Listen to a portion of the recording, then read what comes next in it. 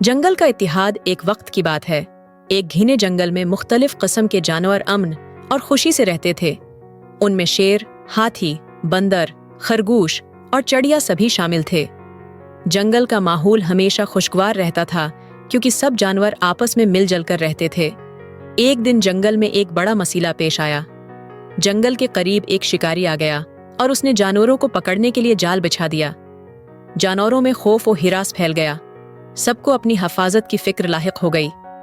शेर, जो कि जंगल का बादशाह था, ने एक अहम इजलास बुलाया।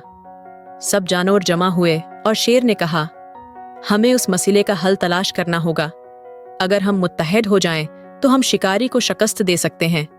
सब जानवरों ने इत्तेफाक किया और मिलकर एक मंसूबा बनाया।